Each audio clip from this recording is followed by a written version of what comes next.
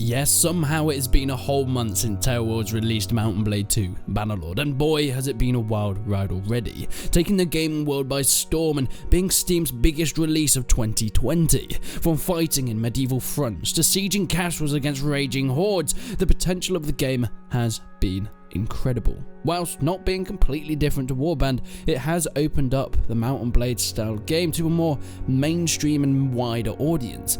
But what happened within this month? Where is it going next, and what can we expect from taleworlds? Where is Mount & Blade II Bannerlord 1 month later?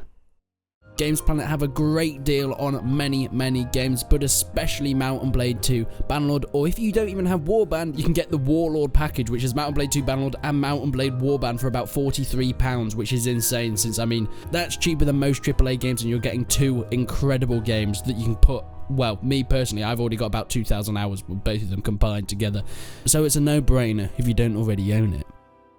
The initial release of Mount & Blade II Bannerlord was beyond anything any of us expected. Whilst we can't get the exact numbers because, thank you Steam, it sold between 2 and 5 million copies within its first week, and that's on Steam alone. That's kind of insane. As I said, making it the biggest release of Steam this year. Even with just those numbers, they're incredible, but that's not to mention the 248,000 concurrent players that was reached just a few days after release, staying in the top 10 most played games on Steam and reaching the 3 or 4 spot for the first couple of weeks. This is a single player focused game, at least for the moment, and rarely that happens. Of course, players are going to drop off for a single player game, and they have. The game at the moment is sticking around 50 to 70,000 concurrent players, but that's more than most AAA titles. Can we get this straight? Bannerlord is not only developed by taleworlds, but also published by taleworlds. They don't have an outside publisher benefit like promotion and funding like most games do. Hey, even Kingdom Come Deliverance was published by Deep Silver. So, I mean, from a publisher standpoint, Bannerlord is technically an independently published game. I mean, of course, you can't really class it as an indie game when you consider the larger team it has and, of course, the larger budget, yet this still stands as a massive breakthrough that taleworlds have made, from jumping from a small indie game in Warband to the big leagues alongside AAA developers in one game release. So we get it, Mount & Blade II Bannerlord did well, more than well, but it wasn't all plain sailing for the RPG title. Bugs. Lots of bugs. A bit of a mess, really. And yes, whilst it was released into early access, boy did it take a few breaths to calm down after the 7th crash from a hideout or the 5th quest that bugged out and couldn't be completed. It got to the point where some parts were just unplayable, especially sieges. Sometimes I'd have an army double the defenders but just get slaughtered as my men refused to use the ladders and siege towers. And don't get me started on the battering ram. But hey, that's on the way to being fixed now. It's better at the moment, but it's still not perfect. Yet taleworlds did not back down from a fight. Even after the offices were closed due to certain circumstances, the developers brought an update even on day 1, then pretty much every day after. A new fix would come in, and only now are they starting to slow down with the bug fixes, and boy, did it pay off. So yes, you can slate the game as much as you want for being a buggy mess on release, but taleworlds deserve all the praise for the hard work and passion that went into fixing whatever they could. Let's look at it another way. It took Rome 2 Total War 3 years to get to the great game status that it is now, and that's after a lot of fixes and modifications. Soon after the bug fixes, taleworlds decided to add in another way to get more updates, the beta system. Opting into beta updates, players had the opportunity to play a newer version of the game with newer content, but at the price of stability. Almost a small testing phase, and once taleworlds found everything in the beta builds that worked and what didn't, they would release it into the next main game update. This was a genius way of testing out whether the patches worked or not before releasing it as an official update. Now, many of the bugs have been fixed throughout the game, and new content is slowly starting to be added in. Slowly though. I think it will be a while before big changes are made to the game, and may even be a wait till full release for the game before we get any massive bits of content additions, but I'm sure we'll be getting some awesome new things along the way, just to keep us excited. What is one thing that has defined Bannerlord more than most games that have come out in the last few years? Even something that defined Warband. Mods. Many games have mods, but not such a sizable modding community that Mount and Blade does. I mean, in the first day we had new mods. Screw that. In the goddamn beta versions of the game, we had mods. Yes, at this point, the modding tools aren't out, so we're probably going to get the big boys, you know, the full invasion 3s, the persistent worlds later on. But talking to some modders, apparently with the state Bannerlord is in at the moment, it's almost as moddable as Warband was.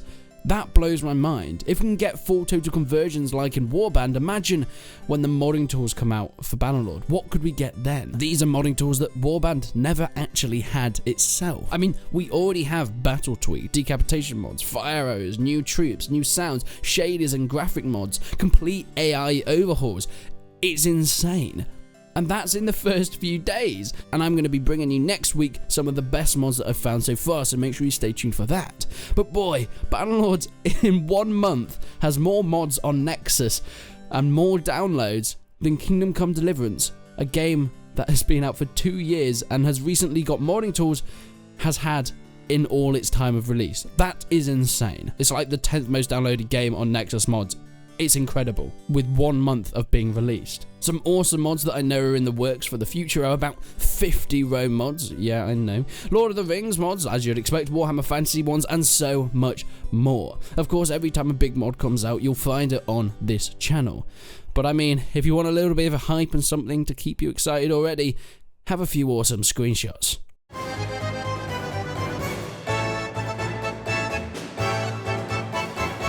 Throughout this whole video so far, I've been focused mainly on single player, and whilst that is the main part of the game and the selling point at this time, I think we should probably give the multiplayer a second.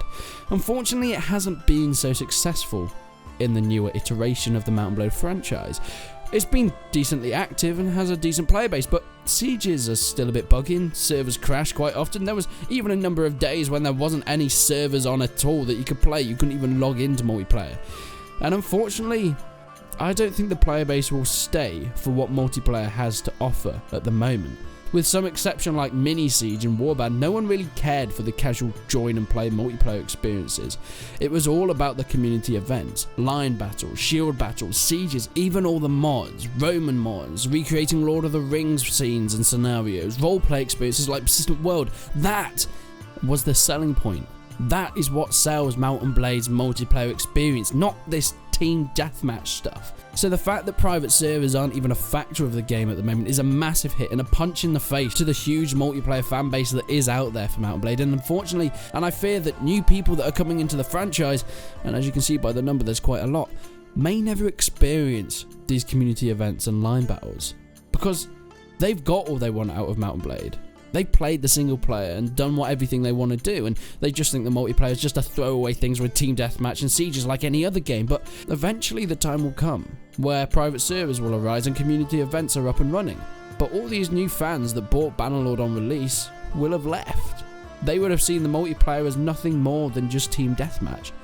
So it's just going to end up being the same old people from Warband that hop over to Bannerlord events. That's not a bad thing by any means, but it's not the big influx of new fans that I hoped would be in the multiplayer portion. It's not that new generation of fans that get to experience the community events because they may not come back to it, which is a shame. Now it will come eventually, and in fact tomorrow, from the day I'm recording this, there'll be an official private event by taleworlds, which I'm hopefully going to be able to do a video on. It might already be up, so go and check that out. But I can say this to anyone who has found the franchise, who didn't play Warband and has just come into Bannerlord and is potentially watching this video, just wait. Go back on YouTube, watch some Mount and Blade Warband line battles, some Napoleonic Wars stuff, Mount and Gladius shield battles, or Fall of Mordor events, and see what Bannerlord's multiplayer community will be once we get private servers and multiplayer mods. It's an experience you can get in no other game. So if you've come into Bannerlord completely new, come back to the multiplayer. This will be what is coming. So what's for the future? What can you expect coming up in the game? Well, as I said, mods is the main thing. They're going to be big for single and multiplayer, and boy, when the final release of the game comes out, I can only imagine the massive number of players that are going to rush into the game once more. So anyone that has been around the franchise for a while and know how it works, welcome these new people in. Invite them into your clan. Let them play on whatever difficulty they want without you slating them. Invite them to your Discord or just talk to them about the games. There's plenty of forums that you can talk to about Bound & Blade II Bannerlord, and with all these new fans, it's better to welcome them in than just to shove them away. Because if we can get this community as passionate as it was in Warband, imagine the size it can grow to in Bannerlord. I know taleworlds are so hard at fixing any bugs and glitches that remain, but starting to focus more now on weekly updates, bringing in new features to the game, which I can't wait for. But it has been a wild first month for Bannerlord, breaking all the sales records we ever thought, and I would love to find out how taleworlds reacted to the success. Maybe I should try and get an interview.